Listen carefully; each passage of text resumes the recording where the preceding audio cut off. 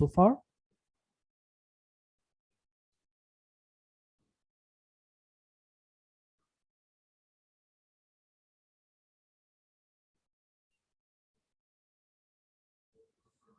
No questions? Okay. Okay, so hope that everything that's is clear so far. So we will move to another important aspect, which will be just some ideas, some concepts about the neuroimaging. Of course, we are not radiologists and we are not expected to be, but we are just expected to know some basic principles about the neuroimaging, whether what kind of imaging or what kind of report is this, and what will be the interpretation of the basic interpretation of it. And I'm going to tell you specifically what are the cases that are asked in the exams about neuroimaging. So before just we go through the neuroimaging, we all know that we, from our first class in the anatomy in the mid school, we have three planes. This planes, it is called the sagittal plane. This is passing in line with the sagittal suture.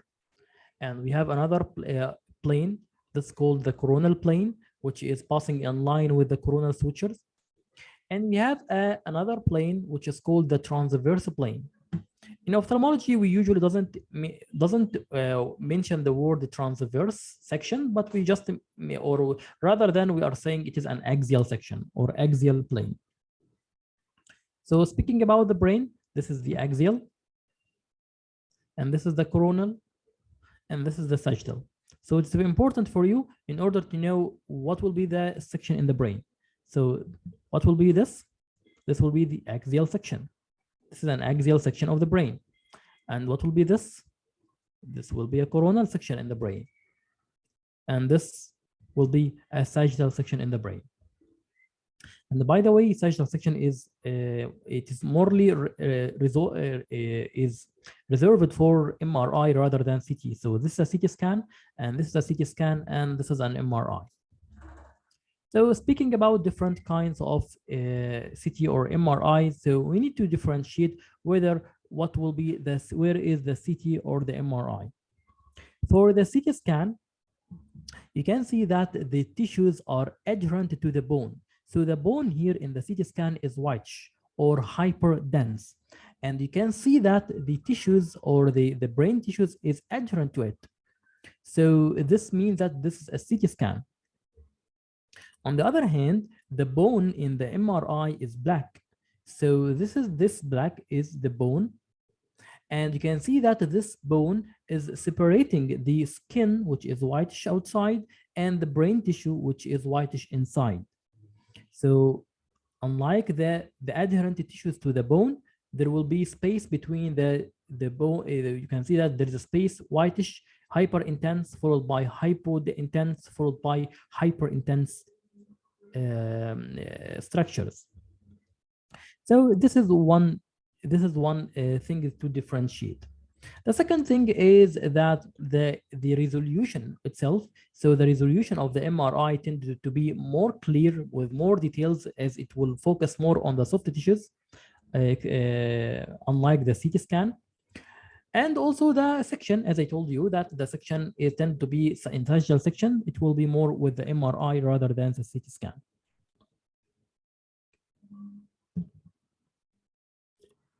Dr. Ahmed Khidr, all previous visual field effects appear obviously in Humphrey visual field for 24-2 or in 10-2 or 100.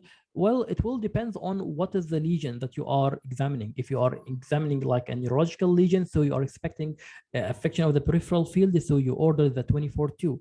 If you are examining a patient with end-stage glaucoma, so it will be a huge waste of time to test the patient with the full field, because it will just take will just ask the patient to record the points in the peripheral retina where he cannot see. So it will be much better to only measure the central field or the central 30 degrees. So if you are asking where what will be the strategy that we are following, this will be depending on what is the lesion that we are checking for.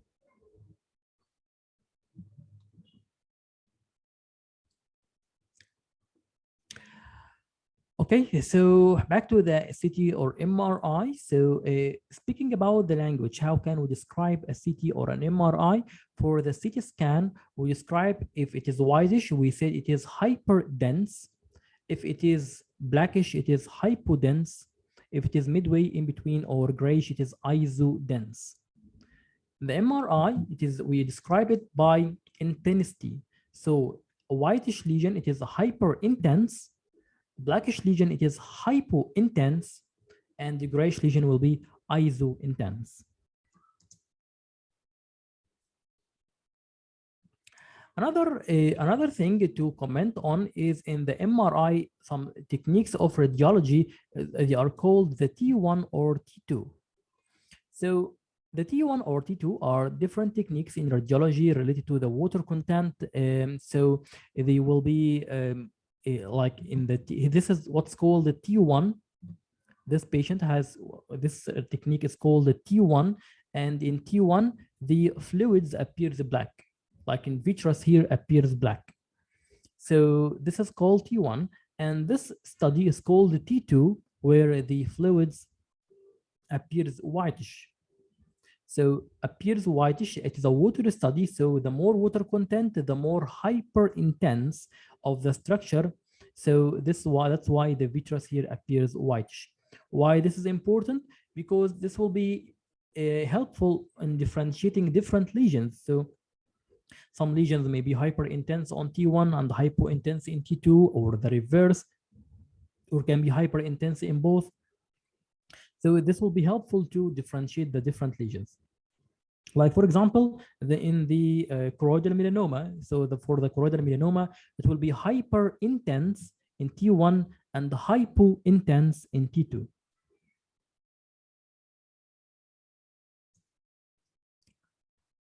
The second question here, so we have this is again, we know this is a T1. You can see the black vitreous, and this is a T2. It is the way this whitish vitreous. But what is this? What is this? Doesn't look like any one of them. Well, this is called T2 with a flare. What is the T2 with a flare? T2 flare is a mnemonic for fluid attenuated inversion recovery. This is a fluid attenuated inversion recovery, meaning that the orbital fat is hyper intense. You can see here in the T2, the orbital fat is hyper intense. However, the vitreous and the CSF appears hypointense, which means that we can detect any abnormality in the periventricular tissue.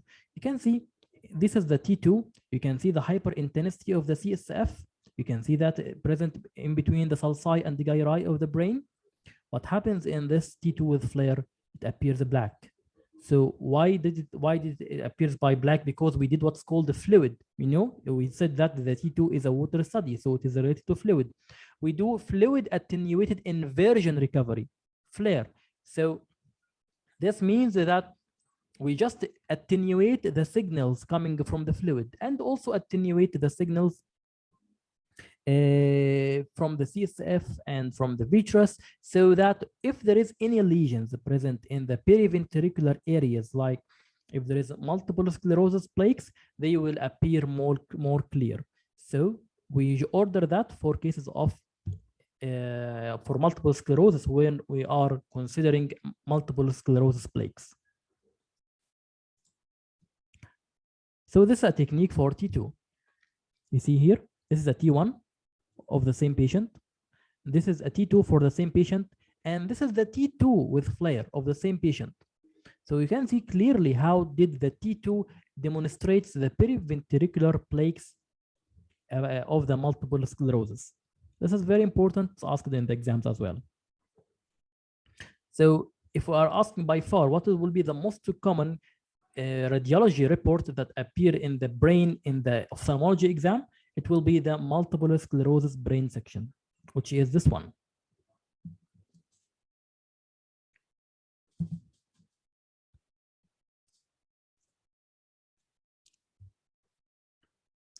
Okay, so what are the differences between these regions or these sections? So you can see here, this is a T1. and this is the axial section, and this is a coronal section. But what happens with this image? Well, is it a T2?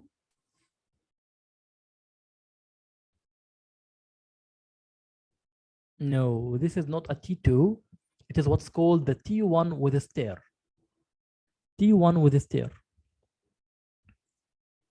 Okay, so this is the T1 with a stair. So the T1 is anatomical study. So there are some structures like look here at this patient. This patient actually has an optic neuritis, and the optic neuritis, there is hyper intensity of the optic nerve. But however, I cannot detect it here because it will be confused with the hyper intensity of the orbital fat, and the same thing here. So we did what is called ST1 with a stair, or short-term inversion recovery. And this what will make if there is a lesion that will hyper intense, like if there is inflammation or tumor, it will appear more bright like this. You see, the cut section in the optic nerve appears more brightish in comparison to the other eye. So this is a T1 with a stair. So basically, what does a stair mean, or the T1 with a stair mean? It means that there is what we are doing is doing fat suppression. Fat suppression. So stair, or the short-term inversion recovery, is a concept to describe the fat suppression that the radiologists do in order to demonstrate any lesion present in the orbit. So the orbit is full of fat. We just want to suppress the orbital fat so we can see any lesion that will take the contrast, as we are going to see right now. So this is again, this is a patient with optic nerve meningioma, and this is an axial T1 weighted image or orbital MRI scan with contrast showing the normal hyperdense orbital fat. But what we did here, we did the suppression of the orbital fat. After we did suppression of the orbital fat, we can see clearly the optic nerve thickening, or the optic nerve sheath enhancement, which is consistent with optic nerve meningioma.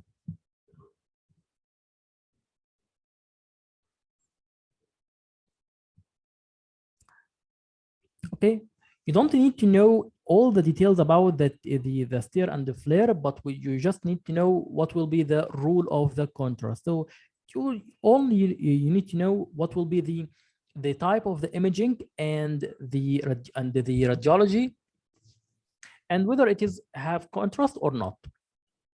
So for this patient, you can see there are multiple lesions that appears periventricular.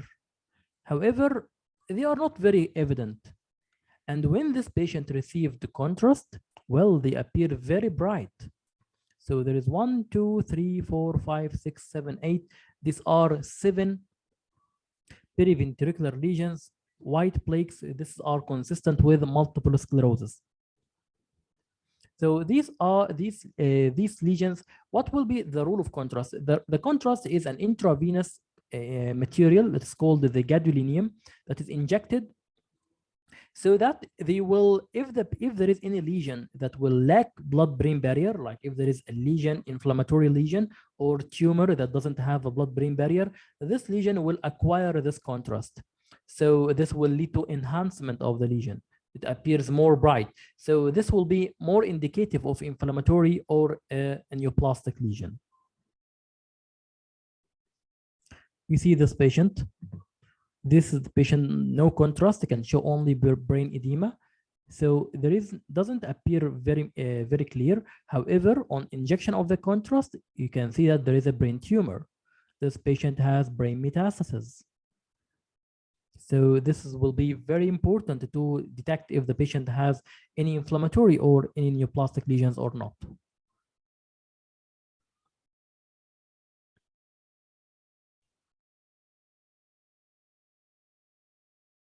By the way, this is for the MRI. If the CT scan, if you did CT scan and you found that there is whitish lesion in the CT scan without contrast, without injection of a contrast, it could be a calcification or hemorrhage. And if there is in the CT scan, if it is something black, then it could be infarction or any other lesions.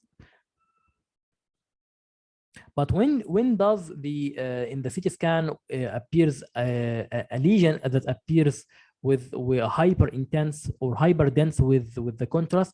If there is a vascular tumor, if there is a vascular tumor in the CT scan and you inject the dye, then this vascular tumor will take the dye and it become hyper dense. Finally, in this short radiological tutorial, you can see this is two sections of the same patients. This obviously is a CT scan. But however, what is the difference here between both views? We can see that there is a fracture floor here. There is a fracture of the orbital floor. But what is the difference between this and this? This is what is called the soft tissue window. So this is what's called the soft tissue window, while this is called the bone window. We order the bone window in the CT scan if we want to delineate fractures or any abnormalities of the bone. So we want to mainly focus on the bone by the CT scan. The same like here. So this patient also, this is a bone window. You can see that there is also a fracture here in the nasal, in the medial orbital wall fracture and nasal ethmoiditis. So this is called the soft tissue. This is called the bone window. This is when we order it for cases of fracture, for case of trauma, in order to delineate the wall or the bone.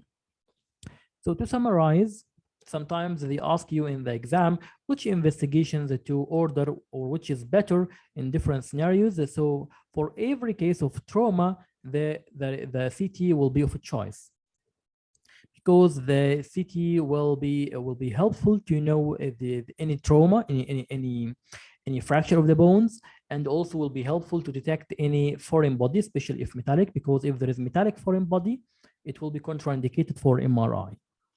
So foreign body also will be best for CT. Thyroid eye disease can be by CT or MRI, can be showing the thickening of the muscles and sparing of the tendons. If there is intracranial aneurysmic clips, so you are afraid that MRI could cause movement of these clips, cardiac pacemaker, defibrillators, and patients who are suffering from claustrophobia. For MRI, for any intracranial lesion or intracranial mass or any intracranial tumor or optic nerve lesions, or if there is papilledema, or if there is wooden foreign body, or any patients with acute proptosis, all those patients will be candidates for MRI rather than the CT scan. Okay. So I hope that this short tutorial for radiology is helpful for you and help to just to clear some concepts about radiology when you are trying to interpret a radiology report. It will be, you have now some thoughts about how to interpret that. Everything is clear so far?